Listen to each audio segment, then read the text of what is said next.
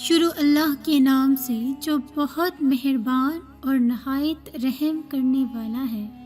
لاکھوں درود و سلام آپ صلی اللہ علیہ وسلم پر اور آپ صلی اللہ علیہ وسلم کی آل پر۔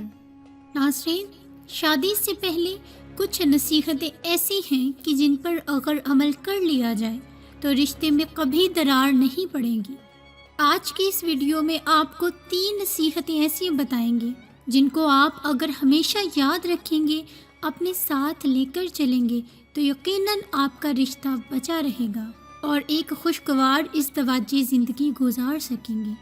ناظرین، شادی ایک نازک سا بندھن ہوتا ہے۔ بعض اوقات لوگ انجانے میں کچھ ایسی باتیں کر جاتے ہیں جس سے اس نازک بندھن کے ختم ہونے کے خدشات بڑھ جاتے ہیں۔ انہی باتوں میں سے آپ کو چند باتیں ایسی بتاتے ہیں جن سے آپ کو ہر قیمت میں بچنا چاہیے تاکہ آپ کا رشتہ ایک بہتر طریقے سے چل سکے۔ سب سے پہلی بات، تنقید۔ یہ انسانی فطرت ہے کہ اسے تنقید پسند نہیں ہوتی۔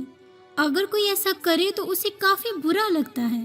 اکثر دیکھا گیا ہے کہ شادی شدہ افراد ایک دوسرے کو بعض اوقات معمولی باتوں پر بلا وجہ تنقید کا نشانہ بنا ڈالتے ہیں۔ یہ تنقید کسی بھی صنف کی جانب سے ہو، خواہ مرد عورت کی کرے یا عورت مرد کی کرے، اس کے کافی برے نتائج برآمد ہو سکتے ہیں۔ اکثر جوڑے تنقید اور شکایت کی باریک سی لکیر میں تمیز نہیں کر پاتے اور اپنی شادی شدہ زندگی برباد کر بیٹھتے ہیں۔ چاہیے تو یہ کہ اپنے جیون ساتھی کی تعریف کریں۔ اگر اس سے کوئی غلطی ہو جائے تو اسے تنقید کا نشانہ بنانے کی بجائے آرام سے سمجھائیں کہ یہ بات غلط ہے، اسے اس طرح نہیں ہونا چاہیے۔ کسی بھی انسان کو اپنی توہین بالکل بھی پسند نہیں ہوتی۔ اگر آپ اپنے جیون ساتھی کے ساتھ توہین والا رویہ رکھیں گے تو یقین جانیے کہ اسے یہ بات نہ صرف اچھی نہیں لگے گی بلکہ اس کے دل میں آپ کے لیے عزت کم ہو جائے گی۔ تو بہتر ہے اس انداز میں بات کریں کہ اسے محسوس نہ ہو کہ آپ اس کی توہین کر رہے ہیں۔ لیکن یہاں تو اکثر یہ دیکھا گیا ہے کہ اپنی لڑائیوں کو رشتہ داروں کے سامنے طے کرنے کی کوشش کرتے ہیں۔ بات چیت کے دوران کچھ ایسی باتیں کہہ جاتے ہیں جو توہین کے زمرے میں آتی ہیں۔ دوسرے نمبر پر جس چیز کا خیال رکھنا ہے وہ ہے توجہ سے نہ سننا۔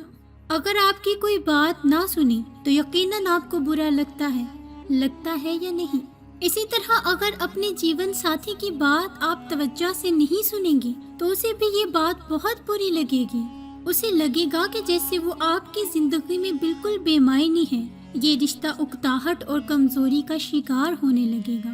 جب بھی آپ کا جیون ساتھی آپ کے ساتھ کسی موضوع پر گفتگو کرنے لگے، کوشش کریں کہ آپ اس کی بات کو اہمیت دیں۔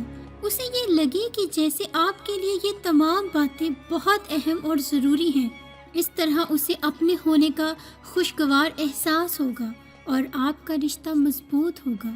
تیسری بات جس سے پرہیز کرنا ہے وہ ہے اپنی دنیا میں قید ہو جانا۔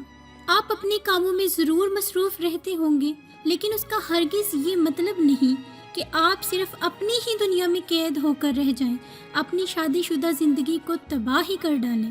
دفتر کا کام یا آپ کا ڈیلی روٹین کا کام جو آپ اپنے ذریعے معاش کے لیے کرتے ہیں، اسی کام کو گھر میں بھی محو گفتگو نہ بنا لیں۔ اگر ایسا کریں گے تو آپ کی شادی شدہ زندگی پر اس کے منفی اثرات مرتب ہوں گے۔